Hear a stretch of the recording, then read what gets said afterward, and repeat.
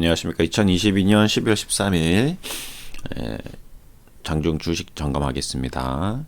오늘은 삼성전자 그리고 하이닉스 얘기를 좀 할까 합니다. 삼성전자 영업이익이 반토막, 하이닉스가 1.5조 적자 전망이라는 내용이 나왔는데요. 예상보다 이제 반도체 안파가 강하게 올 것 같습니다. 그렇죠? 네, 4분기가 굉장히 안 좋을 거다라고 얘기했고, 네, 삼성전자 주가는 6만원이 무너졌고, 네, 그리고 내년에 대한 전망이 상당히 좀 안 좋네요. 네, 이 부분이 좀 걱정이 되는 바입니다. 네, 삼성전자 영업이익이 4분기에 한 7조 원 안팎, 전년 동기 대비 13조대에서 반토막이 난다. 야, 이것이 이러면 좀 답답해지죠. 우리나라 증시 자체가 오늘 증시가 보시면 미 증시가 반등한 거에 비하면 2369 조정세를 보이고 있거든요. 죄송합니다. 네, 이런 모습들이 이제 이런 이제 전망 보고서가 이제 영향을 미치고 있는 것이겠죠. 그렇겠죠? 네. 그리고 하이닉스는 4분기에만 1조 5천억의 적자.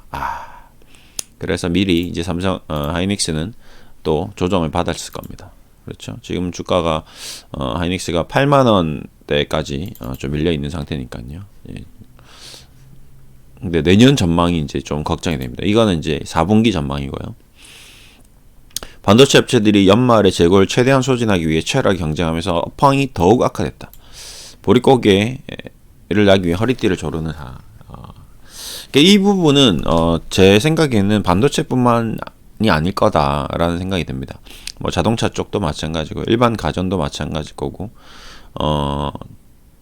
산업 전반에 걸쳐서 이루어지는 일이지 않을까. 왜? 반도체가 들어간다는 것은 모든 제품이라는 거잖아요. 그렇죠? 근데 반도체가 수요가 없다는 거는 모든 제품이 지금 반도체가 안 들어가는 제품이 거의 없다고 해도 과언이 아닐 정도이기 때문에 반도체가 안 좋다는 거는 전자제품 전반으로 안 좋다는 얘기고 자동차 쪽도 안 좋다는 얘기고 다 안 좋다는 얘기가 될 수도 있다라고 좀 생각합니다. 왜 그럴까요? 그건 뭐 당연하겠죠. 예. 금리가 올라가고 실물 경기가 악화되고 소비 심리가 위축되고 사람들은 이제 지갑을 완전 닫아버리고 이자 내기 버겁다는 거죠. 예. 써야 될 돈을 이자를 내는데 비용이 나가니까 은행만 돈을 벌고 있는 거죠. 결국에는 은행만 돈을 벌고 있다라고 얘기를 드릴 수밖에 없습니다.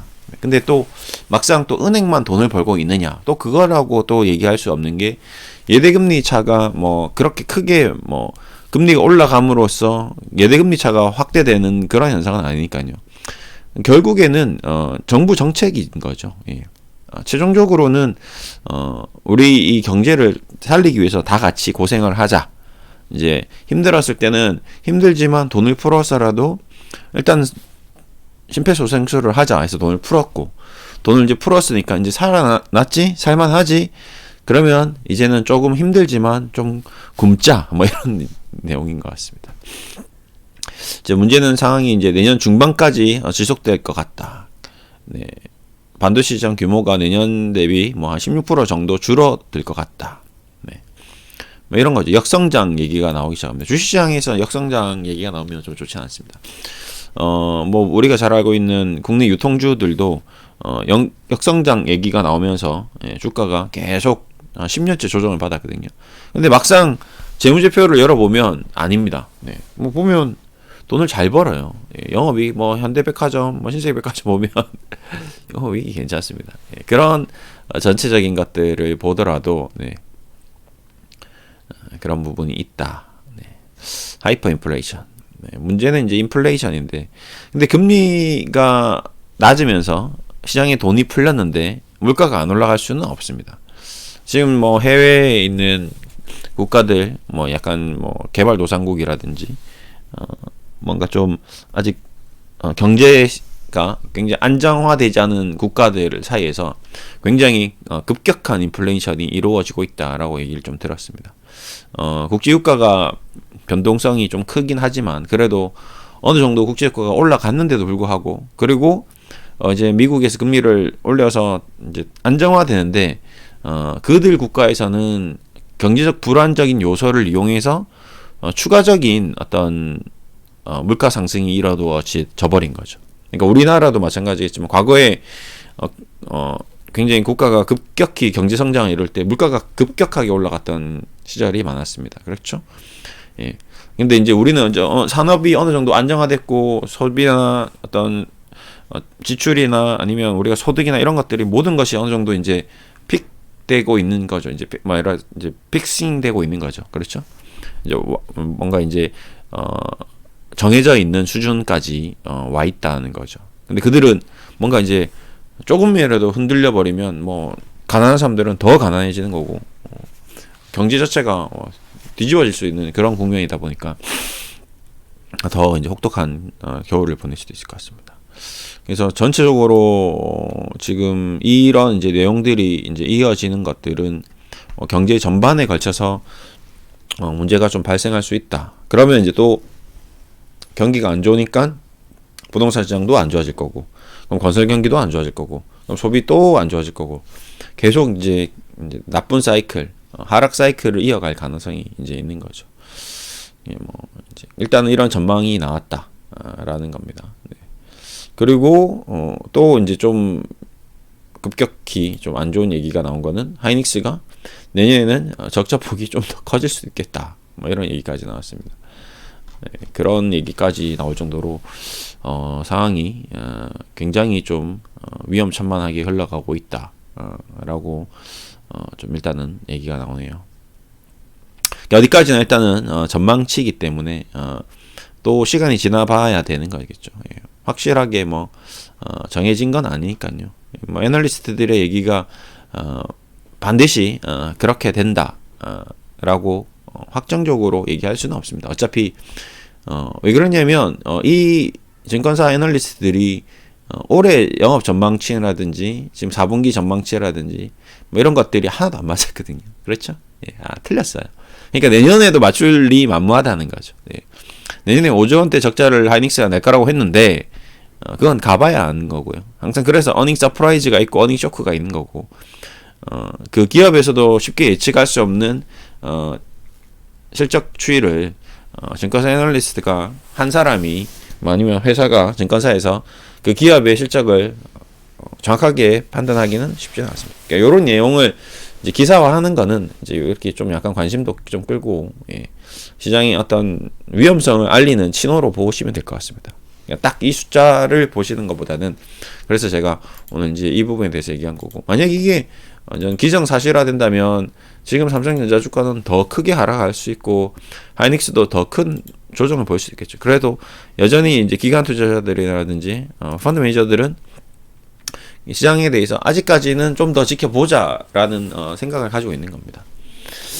현대차 보십시오. 현대차, 기아차도 쉽게 올라가지 못하죠. 오늘 시장이 뭐 그냥 강보합과 미증시가 나쁘지 않았는데 역시 현대차, 기아차도 기아차 그렇게 전기차가 잘 팔린다고 하는데 그럼에도 불구하고 이제 내년부터는 이제 경기가 침체되면 당연히 자동차 소비도 줄어들겠죠. 예. 뭐 작년, 재작년 신차 구매 뭐 1년 기다려야 된다, 2년 기다려야 된다 그렇게 기다려가면서 사람들이 소비를 땡겨서 했기 때문에 그러면 내년, 내후년은 이제 소비가 주춤해질 수도 있는 거거든요. 그렇겠죠. 이제 차가 인도되는 시점이니까.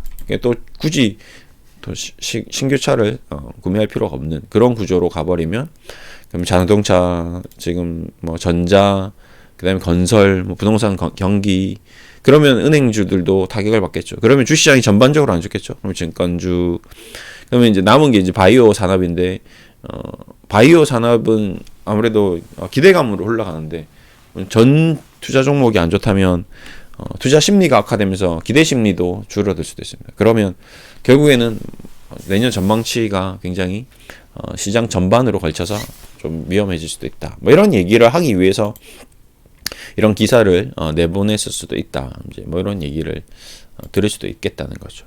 뭐 정확한 건 아닙니다. 어쨌든 우리는 이 내용을 토대로 이제 유비무한 소 잃고 외양간을 고치지 않고 소가 이럴 수도 소가 뛰쳐나갈 수도 있겠구나. 지금 저 외양간이 지금 약간 삐그덕 거리는 소리가 들리는 거죠. 그러면 못을 가지고 와서 빨리 고치는 거 그리고 새로운 뭐 외양간 소재 부품을 갖고 와서 교체한다든가 아니면 뭐 하나의 더 외양간 울타리를 더 짓는다든가 이런 식으로 방비를 해야 된다는 겁니다.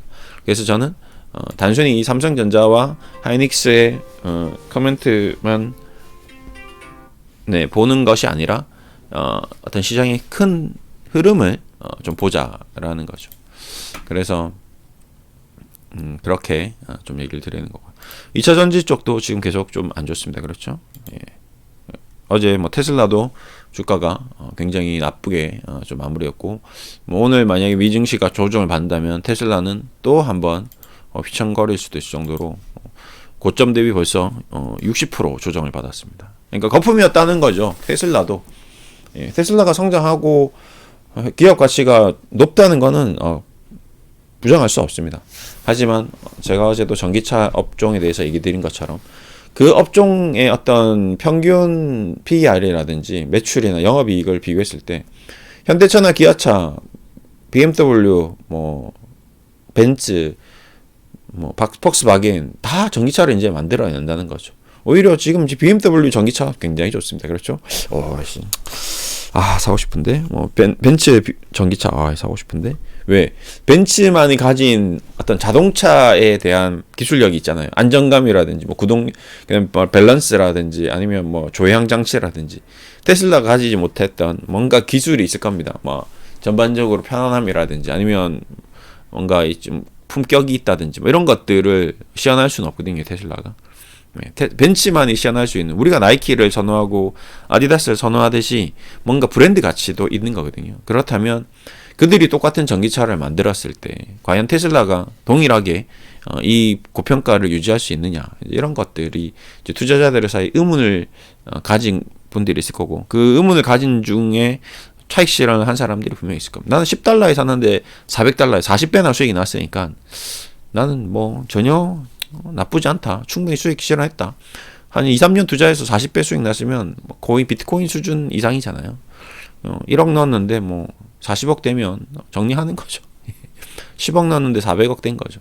근데 문제는 이제 이 400불, 뭐 300불에 사신 분들은 여전히 성장을 할 거다라고 믿고 이제 투자를 했을 거고, 그때 이제 가치 교환이 일어났겠죠.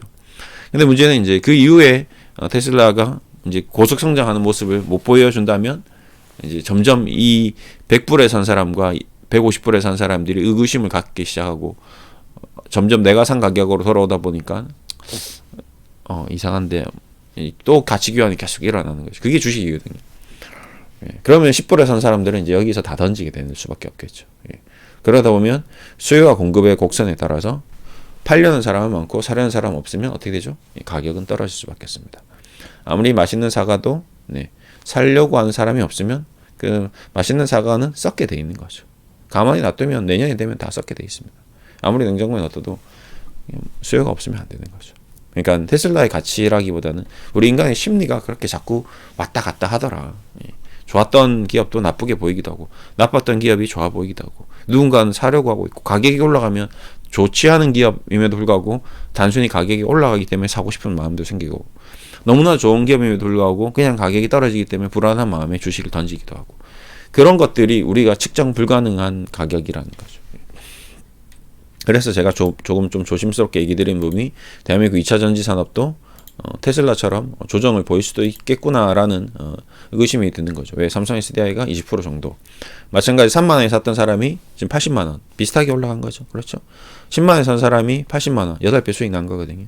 이 사람들이 생각이 바뀔 수도 있는 거죠. 30만 원에 산 사람이 60만 원. 지금 2배인데 테슬라 폼 보니까 이거 모르겠다. 우리라도 같이 정리하려한다. 이렇게 돼버리면 뭐 연기금 쪽 기관 투자자들, 그러면 수익 실현해야 되는 큰 손들은 약간 똥줄이 타게 되는 거거든요. 그러면 큰 손들이 정리를 하면 조막손들이 사야 되는데, 이 조막손들은 지금 돈이 없어요. 왜? 부동산 대출이냐, 뭐 은행 담보 대출이냐, 주식 담보 다 금리가 높으니까 대출 받아서 살 돈도 없고 현금도 없고 이제 물려 있는데 내가 뭐 어떻게 사냐, 이렇게 돼버리면 시세들이 무너지기 시작하는 거죠. 그런 것들이 중요합니다. 지금은 기관 투자자들끼리 주거니 받거니 하고 있겠죠. 아직까지는. 근데 이제 기관 투자자들 사이에서도 어떤 투자 심리가 얼어붙어 버리면 그때는 대한민국 주식시장 전체가 한번 휘청거릴 수도 있다. 이런 얘기를 좀 드리는 부분이 있는 거죠. 그래서 그런 전반에 걸쳐서 우리는 무엇을 해야 된다? 현금을 좀 확보하고 미래의 어떤 리스크에 대해서 방비를 하고 관리를 해야 된다. 네. 주식시장은 항상 그런 곳이니까 그런 얘기를 좀 드렸습니다. 무조건 떨어진다라기보다는요. 이런 메커니즘을 이런 흐름이 나오게 되면 불가피하게 떨어질 수도 있다. 이런 이제 예상 시나리오를 생각하고 있자는 거죠. 준비를 하고 이런 플랜 A, 플랜 B, 플랜 C가 있는데 그 중에서 나는 플랜 A밖에 없는 분들도 있을 겁니다. 무조건 올라간다밖에 없는 분들.